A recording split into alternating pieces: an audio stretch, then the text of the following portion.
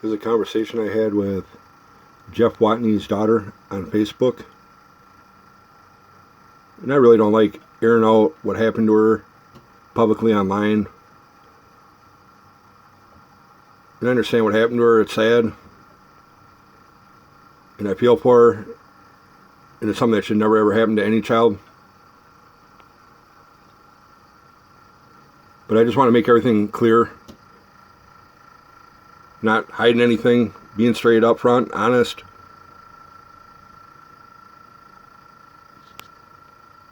What I said to her, how she responded to me, which is important.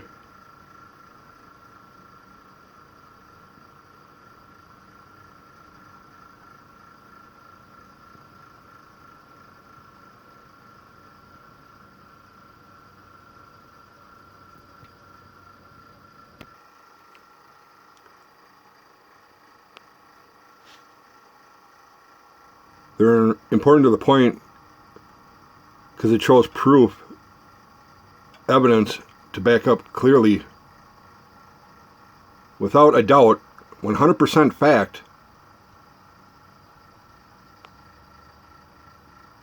that Dakota County Probation Officer Terry Olson did intentionally file and try to get Jeff Watney off probation early.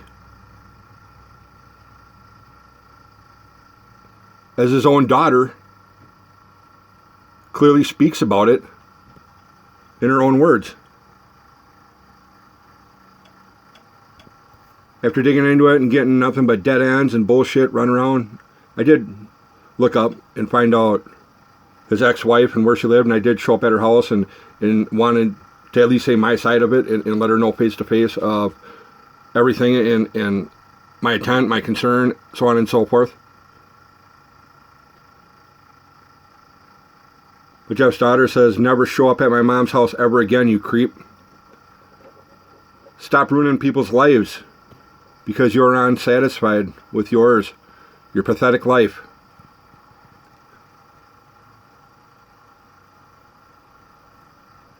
I'm sorry, I didn't molest his kid. I didn't ruin her life.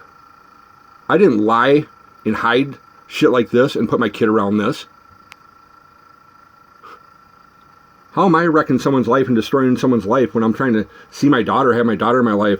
Definitely not wanting my daughter around shit like this after finding out. Just stop whatever it is you're trying to accomplish. You have a bad case either way. You're making yourself look like an idiot.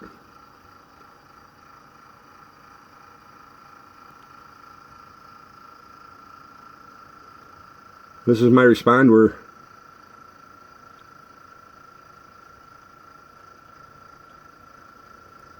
never was I mean, rude, threatening, hostile, intimidating. Just sympathy went out to her.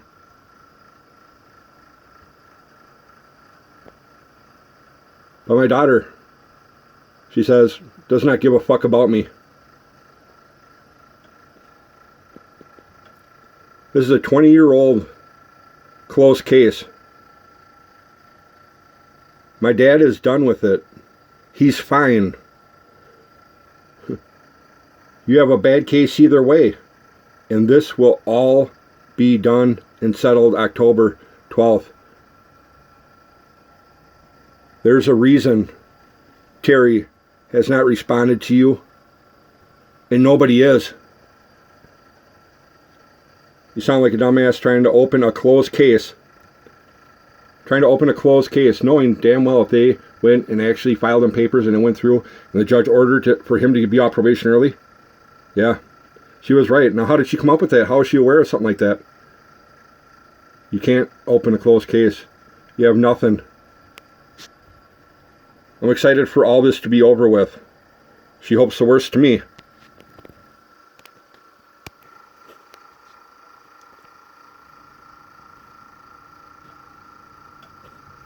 Judge Bruce Ehrman says, you know, you keep on bringing this up. Think about what you're putting your daughter through. And I think about what I'm putting my daughter through. I think about what someone did put my daughter through.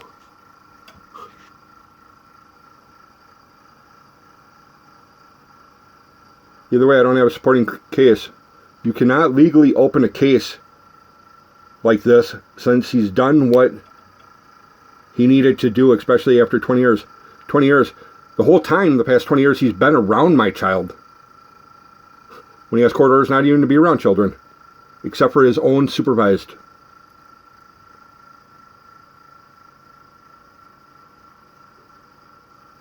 He did his efforts to have his own kids in his life. Well, no one was stopping him.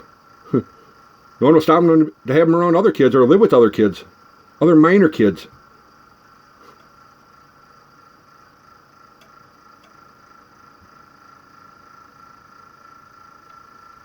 And for some reason, I'm the bad guy for finding some shit like this out. I mean, really?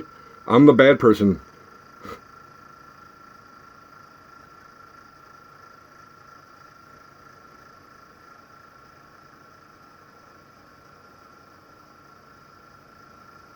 She questions me and asks me how come not one time did I ask how Kayla feels.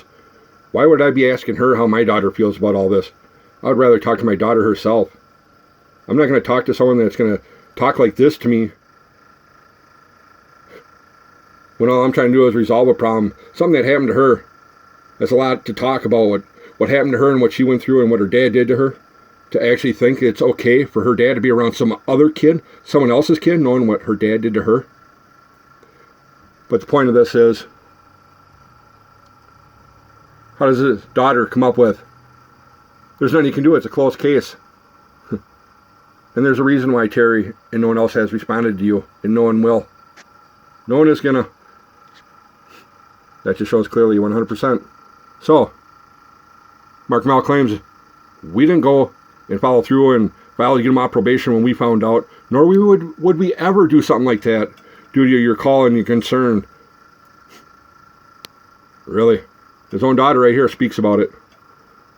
And then, why would you even follow through with it and still file it anyways to try and get him off after I contact you, instead of looking into it and wondering, oh fuck, this fucker's been around a kid the whole time.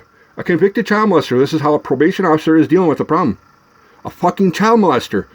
Instead of dealing with it, knowing that this kid's been around it, which they knew about it and they knew they were living together, instead of violating them, throwing them in jail, throwing them in prison, what do you guys do? You file papers to try and get a child molester off probation.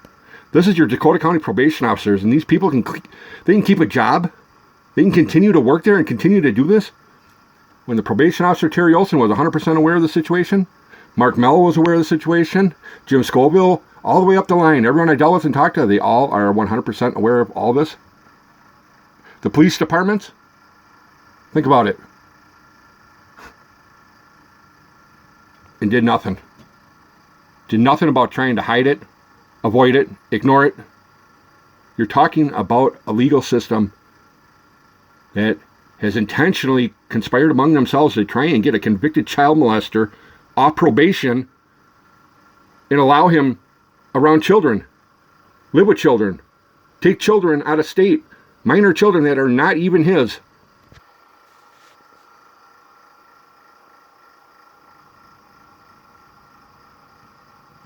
Failure to report. Mandate reporter who knows or has reasons to believe a child is or has been neglected, physically or sexually abused, and fails to report is guilty of a misdemeanor. In addition, a mandate report who fails to report maltreatment that is found to be serious or reoccurring may be disqualified from employment in their position. For these employees that keep their job and allow this to go on and on and on when they knew and they're aware 100% that he was around, living, and they allowed it, a reoccurring problem over and over and over, and they allowed it and continued and let it go, and after it was brought to their attention, they choose to get him off probation.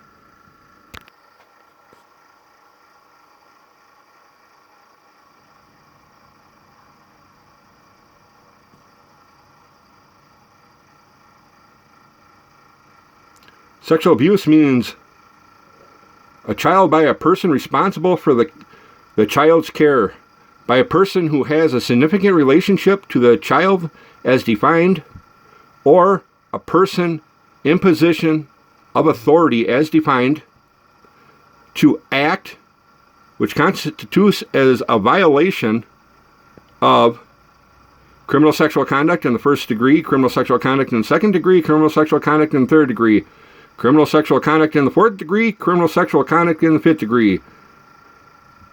Sexual abuse also includes any act which involves a minor, which consists of violation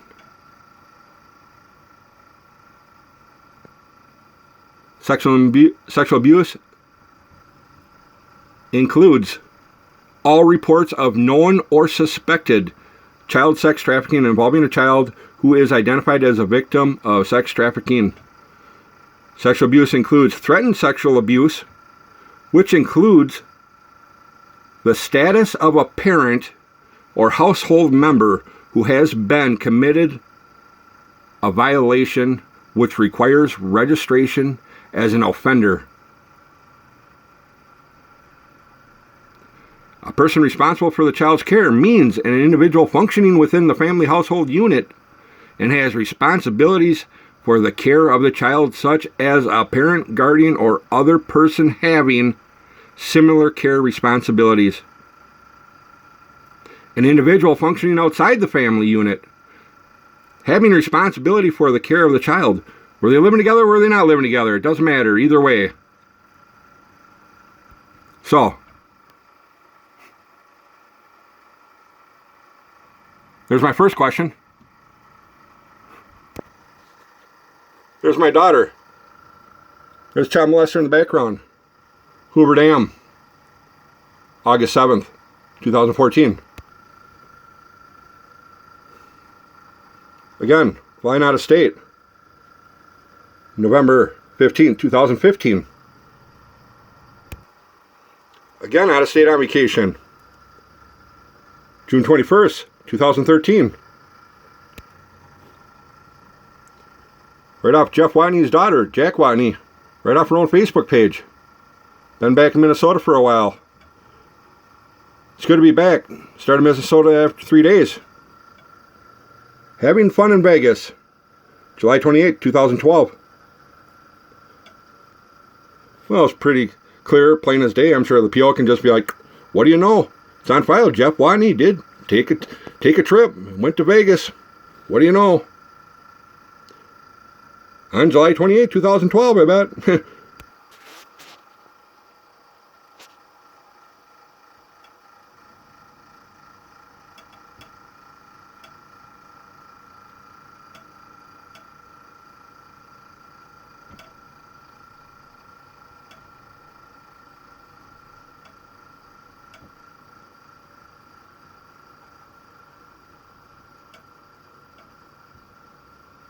If I'd like to engage further in this matter, yep, it had to be in writing or email. Yeah, writing, email, thousands of emails, and you know what?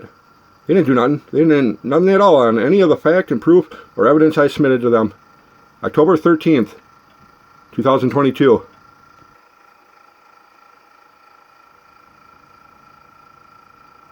August 23rd, 2022.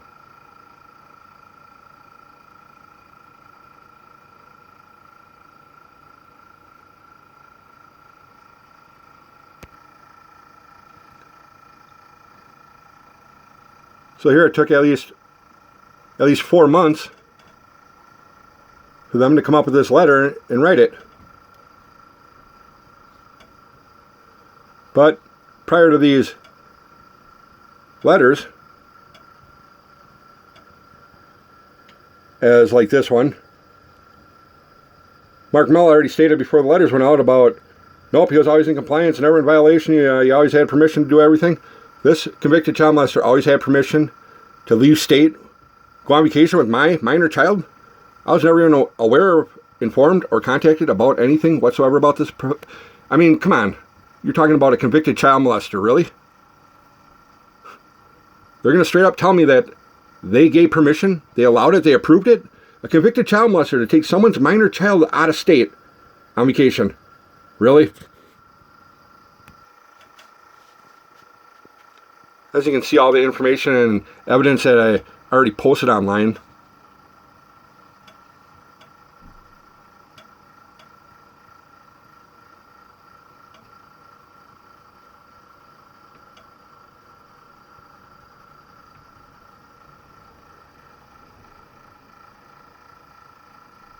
While they not provide specific information on the topics that I raise, they may provide me information though on the general procedure of legal requirements though.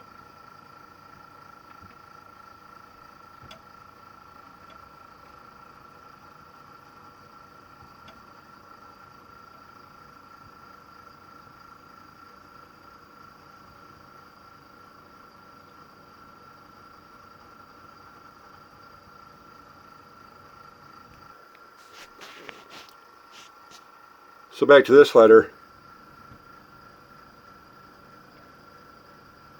As previously communicated to you, Dakota County Community Corrections has complied with its legal supervision and monitoring requirements regarding Jeff Watne, including those outlined in Minnesota statute. As it relates to Dakota County Social Services, again, all appropriate actions and or investigations were conducted pursuant to statute requirements. Already proved, showed, evidence, document, everything over and over and over. They think they can just send out a letter and say they did something when I said over and over and over. Thousands of emails, recorded conversations, pictures, everything, video, evidence. But they can just lie and mail out a letter like this. And you call this justice? There's another question for you.